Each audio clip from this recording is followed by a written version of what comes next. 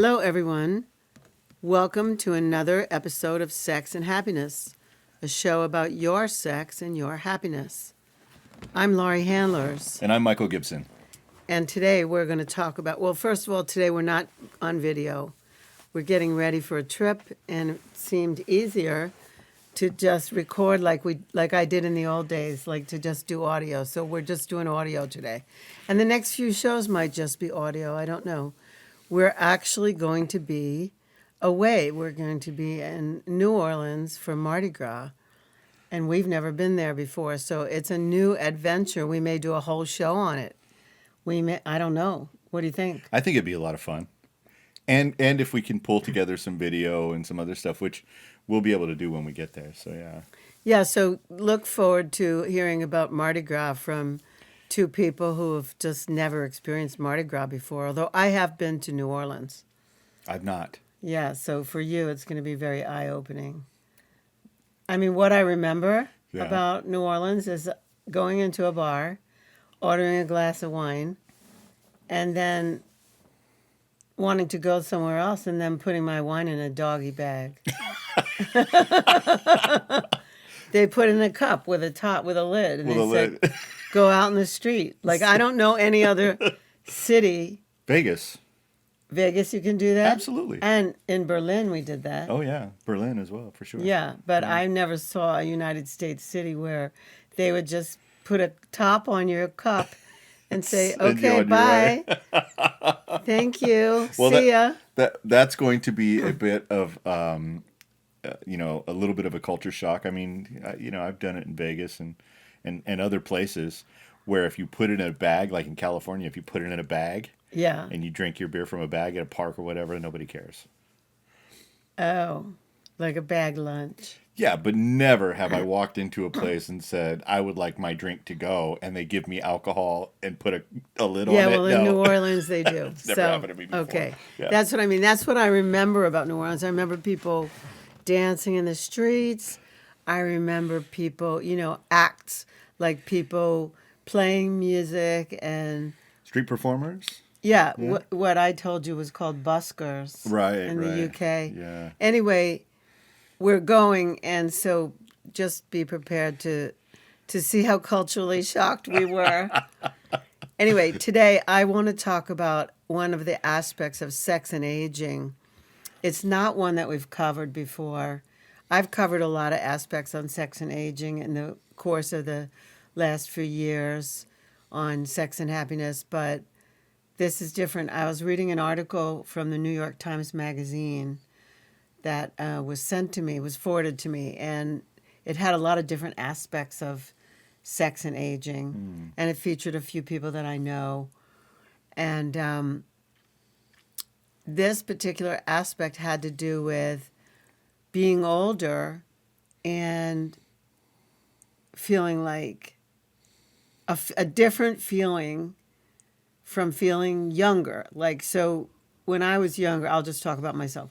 When I was younger, I really worried about what other people thought of me. Mm-hmm. And I also worried about what my prospective partner would think of me. Right. Like if I was too sexual, they would think I was a slut. If I wasn't sexual enough, they'd think I was a prude, or I've been called a cock tease before. Really? Yeah. I've been told, some man once told me that, he got blue balls from me not wanting to have sex with him, and I was like, that's a whole other... That's a line, I know. Yeah, I just said, I'm sorry for your problems, but it's not my problem. Right. And I left. I didn't get coerced into that. I think that's a whole other podcast that we could do. Okay, Blue Balls? On Blue Balls. The Blue Balls podcast. So anyway, I was quieter. I didn't make as much noise when I was younger. And I didn't speak about what I really liked. And I didn't communicate with my partner, this was really good. Or, I'm sure I made some noise, but I wasn't unabashed.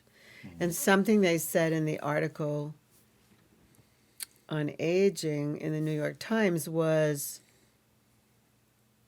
at least in the women's cases, the women, once they got over their hang up of being afraid to use a vibrator or whatever. Like, I'm not afraid of those things. Right.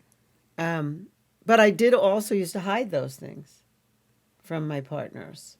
I had a whole toy, Box. box of things that I didn't share with partners. So you never told them about your masturbatory practices. Yeah, like I've had the beyond the Hitachi relationship. magic No, wand since I probably didn't. it was invented. Interesting. And I'm on But my I've fourth had one a because I Hitachi burned out the magic motors. wand since the beginning of time. But I didn't use it with partners, and I didn't bring it out of the. So this is what I'm talking about: self-expression. Are you following me? Oh yeah, yeah. So, one thing is the other day, someone we know who met somebody new, and she was feeling too chubby, and he was feeling too tall and skinny. They're definitely over 50, these people. And they had a date, and they were going to spend a quality amount of time together.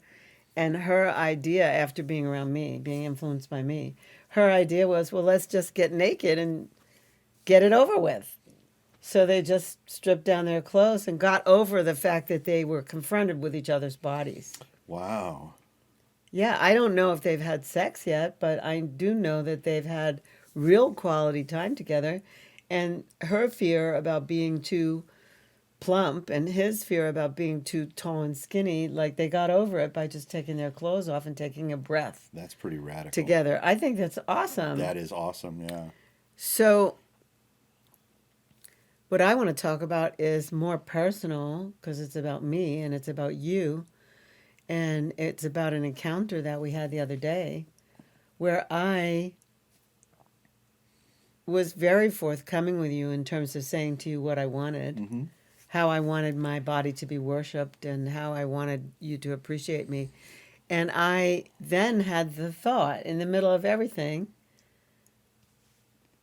if I could have only said all this when I was younger. How much more fulfilling. Yeah, how much more pleasure I could have had in my life. Of course, yeah. But you remember the moment where I said that. Oh yeah, I do. Yeah. And I just had this overwhelming thought, like, why did I never say these things to anyone before?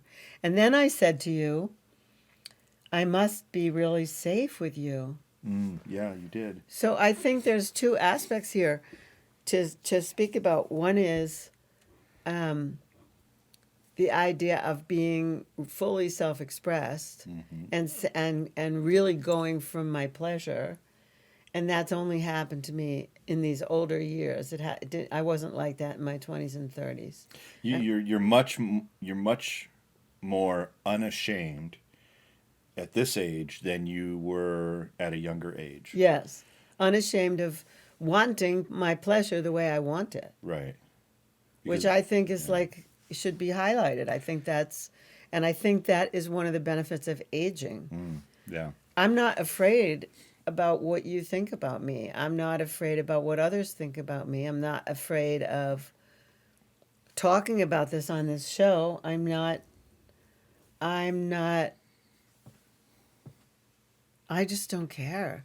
Yeah. Like this, it's mine, it's for me, and I don't have this image to hold up anymore or live up to or try to pretend that I'm not a freak or try to pretend that I'm not sexy or that I like whatever the games are that we have to play because sex is so loaded. Yeah. We're tortured. Yeah. We are tortured. Wouldn't it be great if there was something that could train the shame out of young people, like to actually get There them... is something, of course there is. ISTA. Right. Of course. I mean, there is something. I was being facetious in the question. But yeah. And the other part of that being that the revolution of owning your own sexual nature, desires, right? We're sexual from the moment we're born. The moment before we're born. Well, from the moment XX and XY is determined in our chromosomes, that's when we become sexual beings, and we carry that through our entire lives. And so, and I've said this many times before, but where it becomes really difficult is when we have to then take that sexuality and try not to become this, ostracized, a scarlet letter for our own desires. And I think that as young people, we're trying to navigate what's acceptable, what's not acceptable. How can I be sexual with this person and make sure that I'm not going to get called a slut or Yeah, I'm not going to be talked about tomorrow by right. that person and their friends, or talked about by my girlfriends, or punished by my parents, Right. or so many things. And you know, I feel like the other day in our session together, I literally claimed it more than I ever claimed it before. I claimed my pleasure. And then the piece about you as a partner is that you feel really safe to me. I feel like I can show you those parts. You don't make fun of me. You don't. There's things you make fun of me about, but not that. You take it really seriously, and you really are present and provide a safe space. And some of what we teach, to men in specific, is a big part of it is to be present, and that presence creates a field of safety. That's right. For the partner. And so I could say, I feel that with you, and that has an element, like it's both and. It's not just I feel freer to express. It's I feel freer to express, and I'm in a safety net that is provided by you and your exquisite presence. And this is what I'm trying to convey to people. If I cannot be fully in my feminine and in my chaos and in my pleasure unless I feel safe. Right. I think that's common amongst women. As far as I know, some of the research that I've done, you know about this, but some of the research I've done leans towards presence as the number one factor in having a good experience sexually. Right. So presence being, I asked, I don't know, 300 men and women, and I had done this 2017, I think it was, that I asked, I said, what makes an exquisite sexual experience, like a level 10 top best sexual experience you've ever had? What constitutes that? What needs to be present in order for that to happen? And the number one response was presence. The second, there were five, the top five. So the first one was presence. The second one was safety. The third one was communication. The fourth one was connection. And the fifth one, oddly enough, was skill. Right, like sex tricks or sex techniques. Right.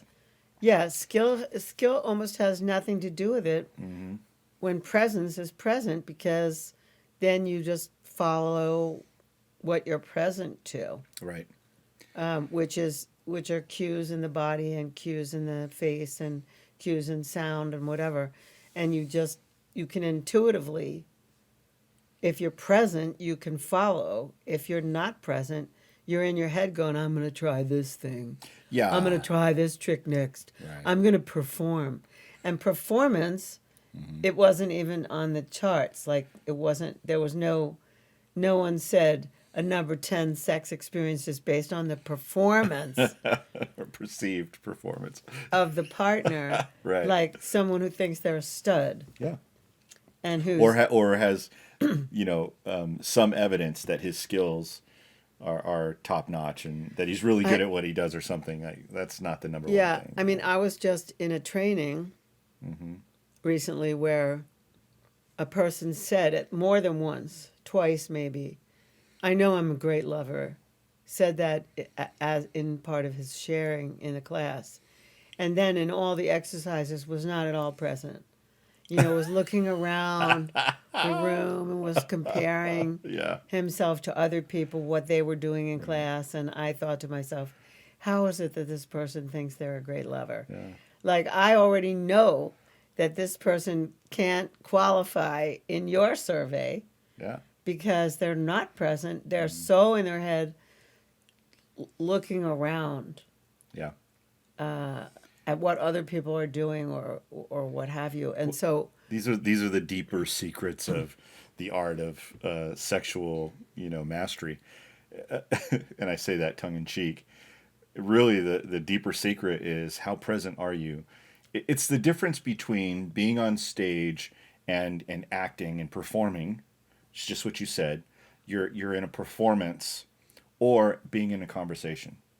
So being in a conversation, the level of presence that's needed is to be able to listen and respond. yeah, That's a conversation. yeah. And that is not the same as performing. Well, when you're a good performer and you get paid for it, you're an actual actor or actress, then you make it look like it's natural, like the conversations that you're having are natural, like the things you're saying are natural, it doesn't look like acting. That's right. And so that's why only certain people are paid for acting. Well, and the reality is that if you're in that headspace, then you're following a script. But your partner may not have that script in real life. Right. Especially when you're in a sexual session and you're doing things that according to, and I'm speaking to men specifically here, that you're following the script that that has worked with other actresses, quote unquote, air quotes, actresses. It doesn't work that way. No, because every woman is different, completely different, and what works with one not only doesn't necessarily work with another. It's pretty guaranteed to fail. I'm just going to say it's whatever you and I call people like that one-trick ponies. You do. I do. And it's funny when you say it, especially when we're facilitating our Extraordinary Lovers Weekends. When you say that, the women and the men at the same time get this look on their faces. Because the women know whether or not they're with a one-trick pony. And the men are like, am I a one-trick pony? That's the look on their face. Yeah. It's hilarious. It's a question. I actually said it in my last training that I just came back from. I said, how many of you have been with people who are like one-trick ponies? And they all looked around the room, at each other. Uh-huh. So anyway, going back to my point. Right. My point is, because we got a lot of tangents going on here. Yeah. We could go off on tangents. But what I'm trying to say is, I think permission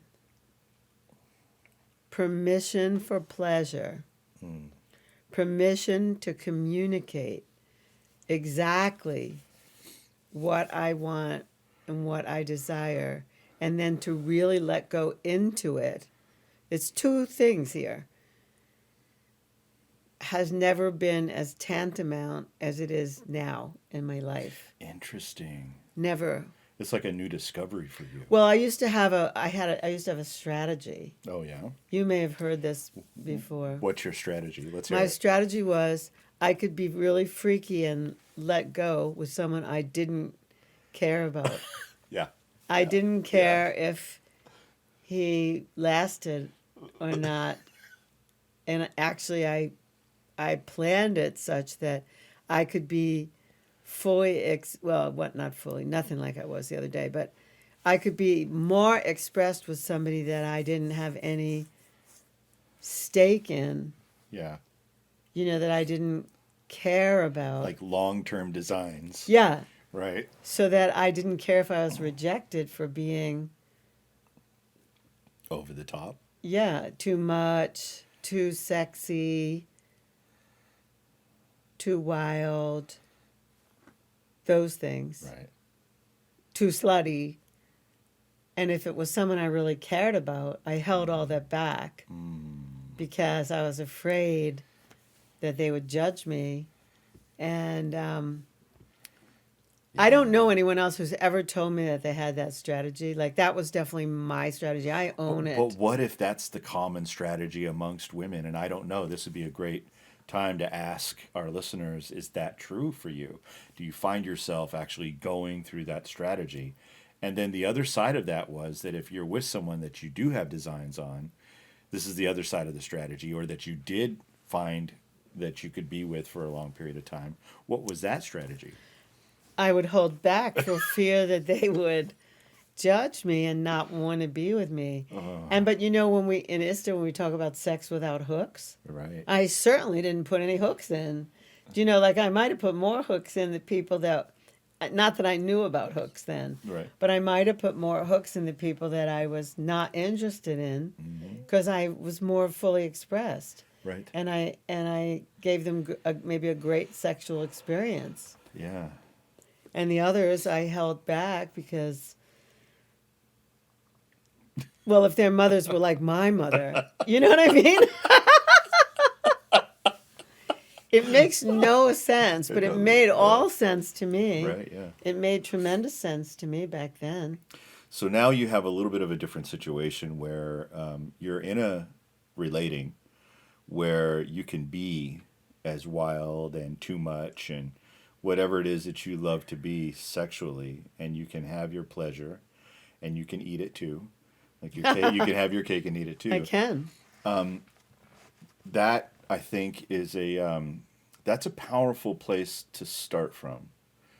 So that, like I said, we're all sexual beings, 100%, regardless of how you identify gender-wise. We're all sexual beings. We all have the need for connection. Not always sexual need, but there's a need for connection, and sex is a great way for us to do that. And I say this often, and I think it's what endeared me to you, is that I believe there's a goddess in every woman. And then I say, and I believe there is a seductress inside every goddess. No, you haven't said seductress. You've said a slut.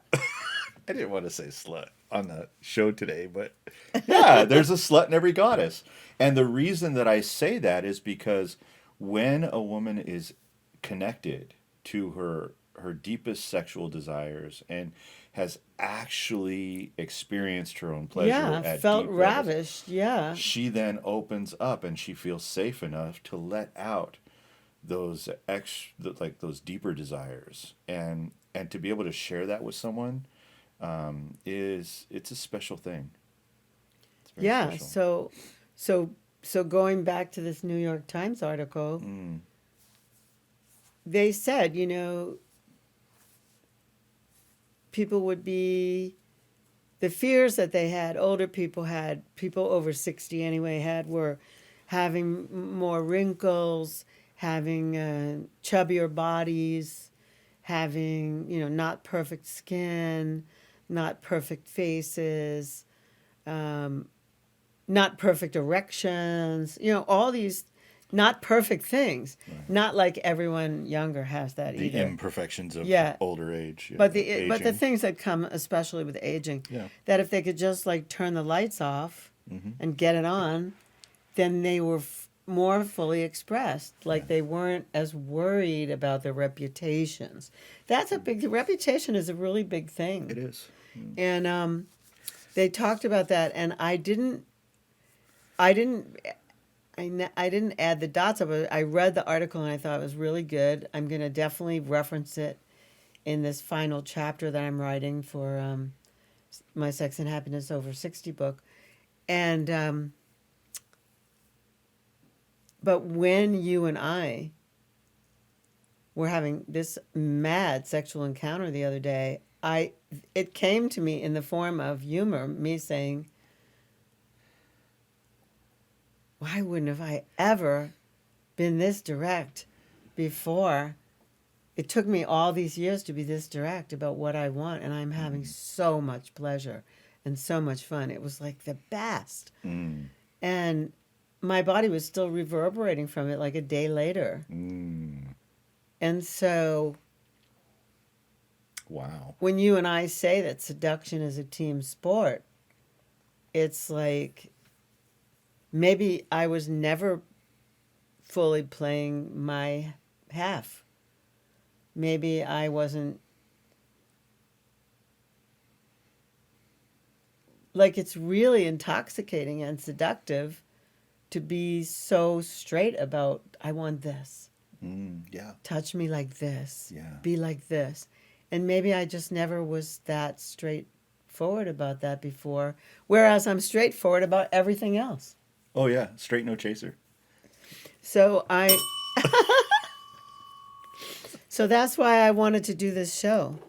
Yeah. I wanted to do this show and talk about that because I can't be the only one. And if I am, if I'm the first one discovering this, I'm putting it out there to everyone out there, anyone who would listen to this show.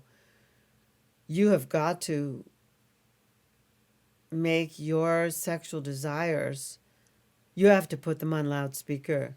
If you want to have the amounts of pleasure that I'm experiencing now in my life, if you want to use sexuality not only as a means of pleasure, but also as a creation, as a way to fuel everything that you do, and to really show up with a partner and have them really show up for you, it's necessary to put it all on loudspeaker, to just get over the hang up of being found out.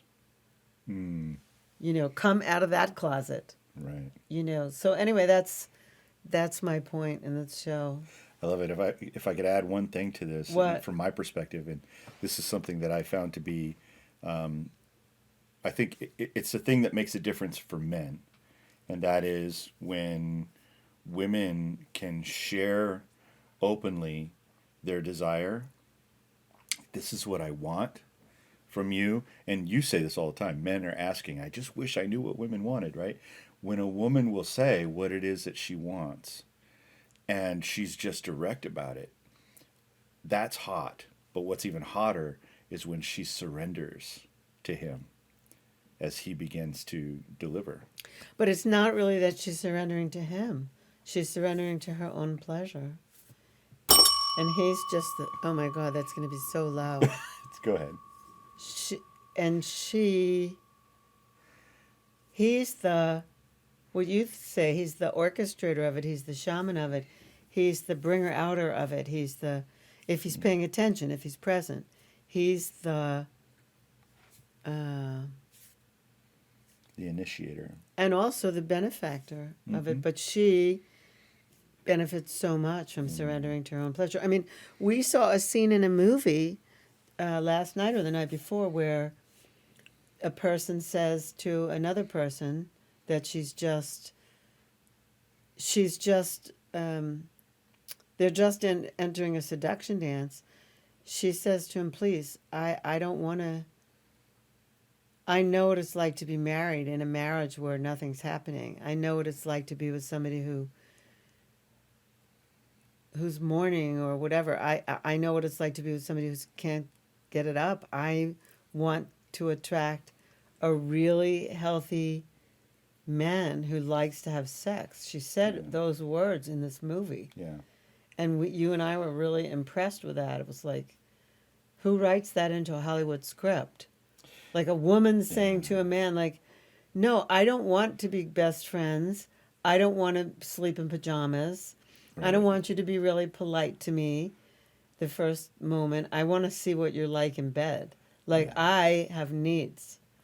She said that in the film. And I think it was Masters of Sex. We've been watching this and it series. It was Mrs. Masters. She was tired of, and so she said that, and you and I looked at each other and we winked. She said, "Wow, take those pajamas off." Yep. They were stuck at a party, or somewhere. They were stuck somewhere with pajamas. Colony. Yeah, and so she said, "No, I'm not interested in you being super polite. I'm interested in finding out what you're like in bed." Yeah. She wanted his passion. Yeah. Absolutely. His passion, exactly. So anyway, For all of you out there who want your passion and you want somebody else's passion, the key is that you have to express your own passion. And that ignites the other person's passion. And then you have things to contend with, but it's certainly not boring, and it's certainly not run of the mill. It's so exciting, so hot. And that's what I have to say. And it doesn't have to be reserved for older people, but the opportunity for older people to claim this is readily available when you no longer worry about what people think about you. And I say to young people, the sooner you could get over that, worrying about what other people think about you, the better your life will be. Absolutely. Well said. So there were other things in the New York Times article, like lubes, which we talked to you about recently. We told you that we love our new lube, Go Love. It's amazing. Yeah, we love it. And we're an affiliate, and you can get it for 10% off if you type in the code Sex and Happiness. We said that to you. The article talked about toys and vibrators and how people who are older need these things. Also, they might need Viagra and Cialis. There's a lot of things that older people might need. The thing is that older people, once exposed to these things, like, they're dedicated to it, and they don't have to hide. That's right. And so I'm encouraging everyone to come out and stop hiding and say what your desires are. If you don't know how to do it, we did the bubble on an earlier show. You can go back to an archive and watch Michael and myself do the bubble, and you can figure out how to tell somebody your desires, fears, and boundaries. Yeah. Yeah. So. Thank you, Laurie. You're welcome, Michael. Great conversation. Thank you. Yeah. So that's it for today. We welcome you back to our next show. Our next show will probably be on the road somewhere in NOLA, and will be a little wacky, I think, because I think everybody in New Orleans is wacky at Mardi Gras time. We're gonna have some Cajun too. I know. we're gonna do all the foodie stuff, and I think we're gonna go see some live shows. Yeah, we're going to Tipitina's. I'm gonna show my breasts and see if I can get some. I don't have breasts, but I'm gonna show my chest and see if I can get some beads. Some beads. Yeah, who knows? It'll be a lot of fun. And we're gonna eat a king cake. Oh yeah, I hope I get the baby. The baby and the king cake. Anyway, so we'll be back with you soon. Please tune in for another episode. Maybe we'll talk about sex in New Orleans. What is that like? Well, yeah. Well, I think our next episode will be a little bit about the polarities, which we've talked about in the past. But, yeah, keep an eye out for our upcoming episodes in New Orleans. Okay. So this is Laurie Handlers. This is Michael Gibson. We're signing off for Sex and Happiness this week. We'll be back again, and we'll be with you next. I don't know if we'll be on screen or we won't, but we're waving to you from here. Bye.